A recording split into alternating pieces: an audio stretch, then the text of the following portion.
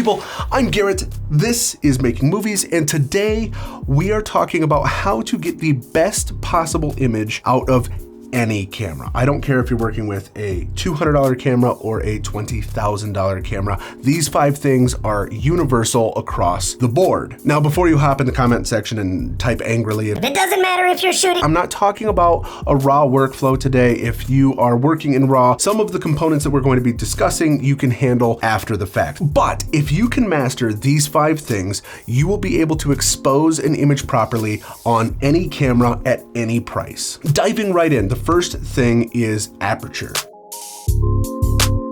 Aperture is how much light the lens lets into the camera. The easiest way to think about this is thinking about the human eye. If you've ever watched ghosty shows or shows that have like night vision and you can see the people but they're all in green, and you look at their eyes look really weird and super big and dilated, and the reason for that is our eyes act very similarly to a lens in a camera, and the darker the surroundings are that we find ourselves in, the more our eyes will open up to let more light in to allow us to kind of see in the dark better. Just like when you go outside and it's super bright at first and it takes a while before your eyes can adjust, your eyes are actually dialing down to let less light in, so then that way you can see well outdoors. The same is true with cameras. The more we open up our aperture, the more light comes into our camera. The more we close down our aperture, the less light comes into our camera. Without getting too technical, the basics that you really need to understand about it is that aperture is measured in either f-stops or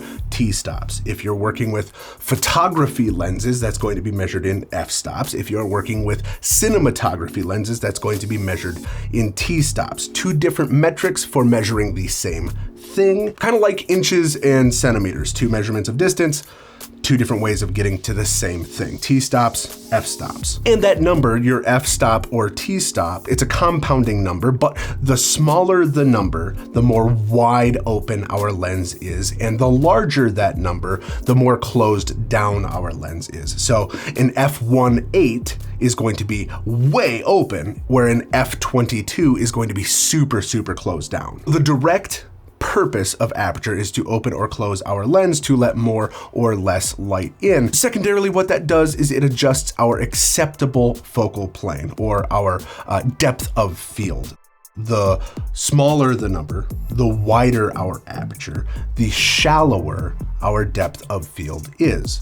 The higher the number, the more closed down our aperture, and the longer our depth of field is. Some people like to go bonkers with this and they want to shoot everything at a super shallow depth of field where your eyes are in focus, but your nose is soft and your ears are soft. It's super hard to watch something that's really shallow. So when deciding at what f-stop you should be shooting at, you need to think about, of course, the light consideration. How much light do you have? How much light do you need? How much should we adjust the lens for that? But then also narratively, how much of this needs to be in focus? How much of the story am I trying to tell? How much of the surroundings need to exist in that space? The next thing for getting proper exposure is ISO.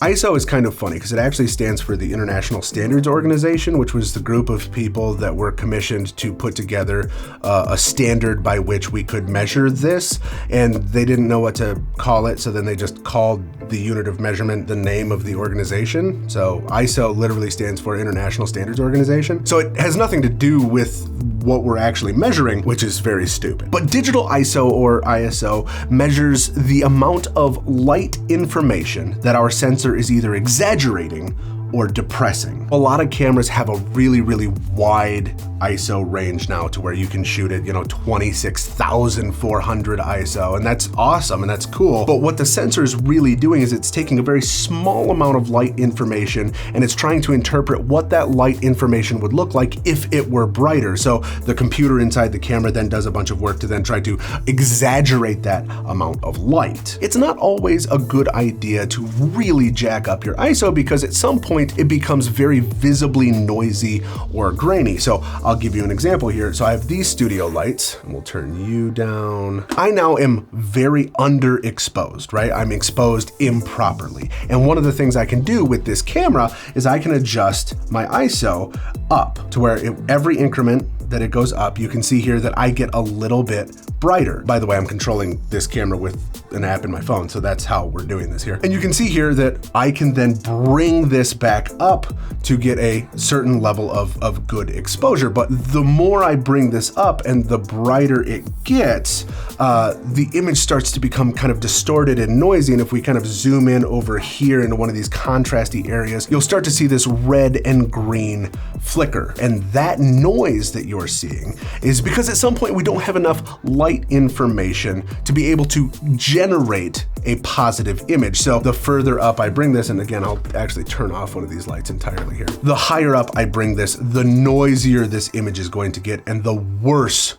overall the image is going to look. Every modern digital camera, whether mirrorless, cinema, or DSLR, is going to have a native ISO.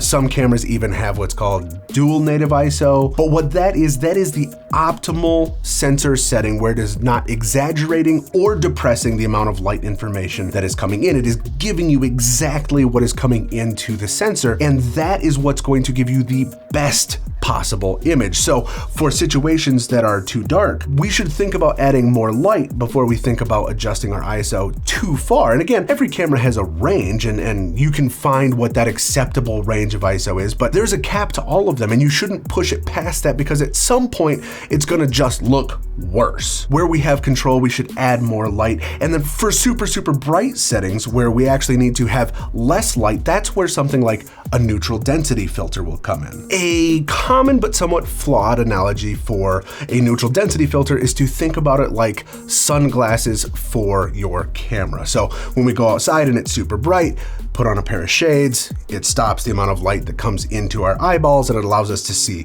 better. And neutral density does kind of work in that way. You can see pretty well through this filter here, but as I adjust this filter, you'll see that it starts to get darker and darker and darker. This is a variable neutral density filter between 2 stops to 5 stops of neutral density, which is like your sunglasses. And the reason why we have something like this is because if we are in environments that are too bright for our optimal camera settings, instead of trying to adjust our aperture to the point where our depth of field is completely lost and we're shooting super, super long when we don't need to, putting neutral density on our lens will stop down the amount of light before it even touches the lens, much less touches the sensor, and then we can still shoot with our optimal camera settings and not have to sacrifice our final image. The third thing is our white balance.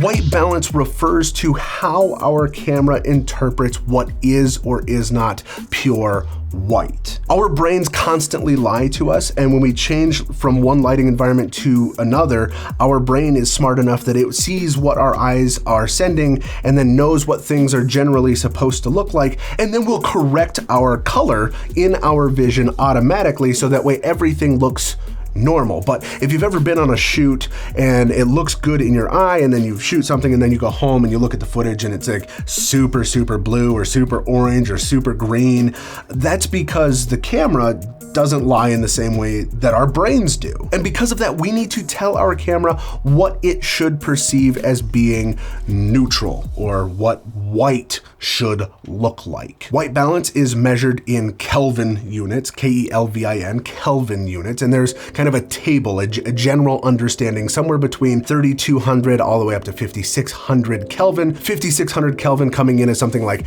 daylight or white light, all the way down to 32 to 3600 being tungsten or warm light. It's kind of like your standard light bulb versus an energy efficient or white light bulb. They look super, super different, and that's because their color temperature or their Kelvin value is entirely different. There are 2 ways, generally speaking, that you can get your white balance or Kelvin readout, and it depends on the camera body that you have. Most of your entry level or beginner level cameras aren't going to allow you to manually input a Kelvin value. And because of that, we have to then rely on the camera's computer to do that for us. That's where something like this comes in. This is a color checker. I'm sure if you've seen behind the scenes stuff for movies, you would see things that look kind of like this. On the other side of this though, there is This guy. This, not that, this, is what is called a gray card.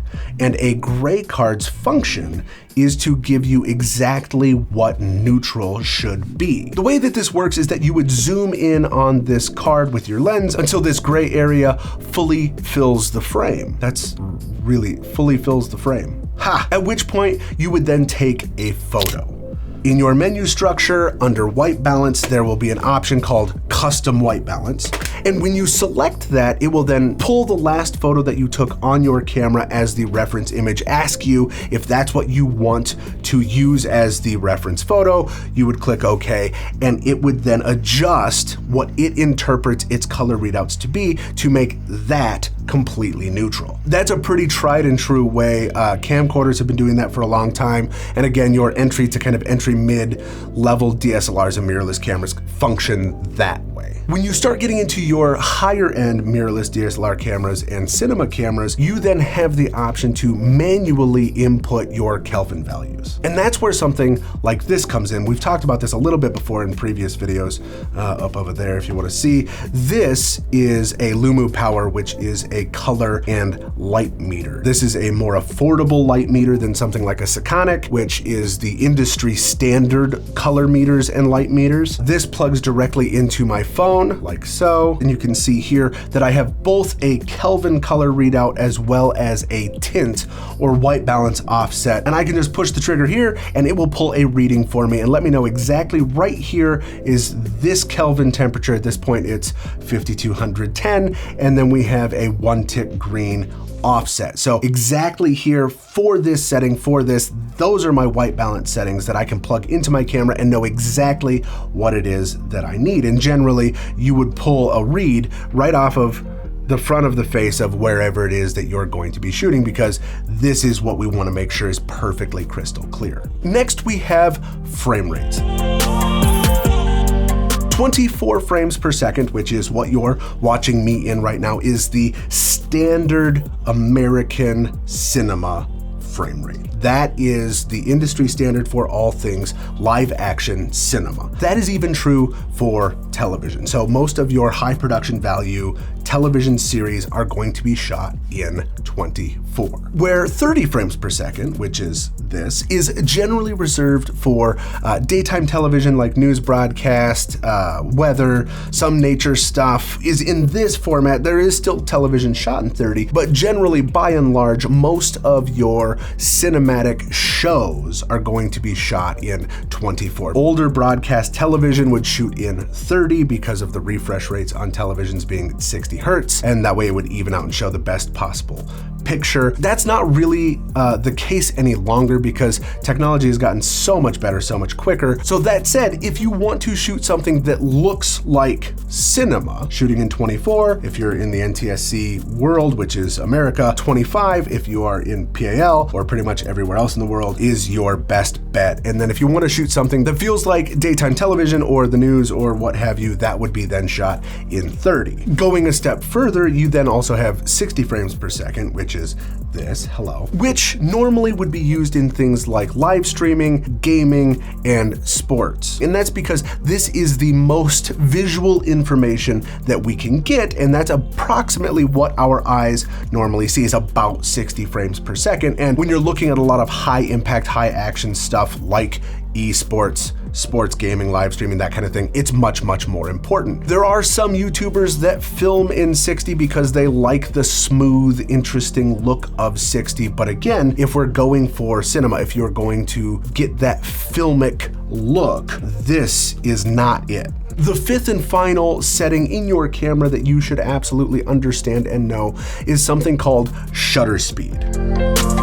Shutter speed, or shutter angle, traditionally was the rate of speed at which our shutter opened and closed, exposing an image properly. Now, digitally, obviously, we don't have physical shutters that are opening and closing, but it is the speed at which our sensors expose images. And generally, you would want your shutter speed to be double that of your frame rate. So if you're shooting in 24, your shutter speed should be 48. If you want to be shooting in 30, your shutter speed should be 60. And if you want to shoot in 60, your shutter speed should be at 120. And the reason for that that is because that timing of that shutter opening and closing, or our sensor recording image data, exactly matches that of our frame rate, opening and closing for one frame at a time, again giving us the most normal looking image. That said, of course, we can play with this in a way to really help us creatively. If you wanted to shoot a super high impact action movie, one of the many tricks that they use to make those feel the way that they feel is that they overcrank their shutter speed and they make it open and close very, very, very quickly. And the effect of that is the more I speed up my shutter speed, like this, right? If you look at my hands, it looks really sharp and really stuttery. The reason why that makes us feel like that is because there's relatively no motion blur. Every single image is perfectly crisp and intact, and that makes it feel really gritty. That is a way of putting people on edge. Now, if we go the other way, if we undercrank our shutter speed, if you look at the way that I move now, everything is super soft and super flowy and super, it almost looks like a mouse cursor from Windows 98. And the reason for this is that our shutter is open for longer than one exposure, or our sensor is recording for longer than one image. And so you're seeing multiple movements throughout a single frame. Whereas, of course, if we have double our frame rate, again, we're back to something that feels a little bit more normal. The direct effect of our shutter speed is, of course, playing with that sharpness versus softness in our motion blur. The other effect that we need to be aware of, though, is that directly affects the amount of light that our image is recording. The faster an exposure happens, right, or the faster our shutter speed is, the less time there is for that light to expose onto our sensor. Whereas if our shutter speed is much slower and we're open for a much longer period of time for an exposure, it's allowing a lot more light in. The reason why this matters, of course, is because then we have to adjust the rest of the settings in our camera to compensate for having less or more light. Shutter angle works the same way as shutter speed, but it works in degrees versus by speed. Two different ways of measuring the same thing. 180 degrees would be the same as doubling your frame rate, and then over or under cranking from there would give you those desired effects.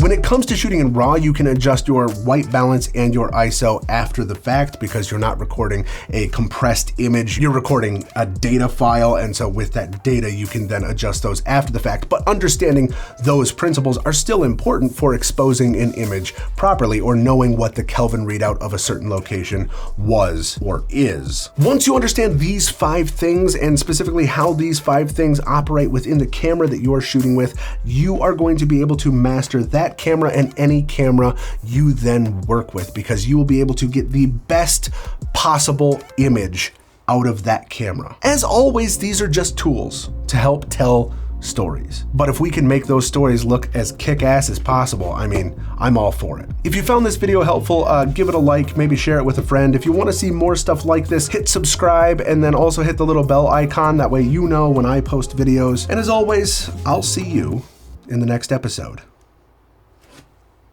Boop.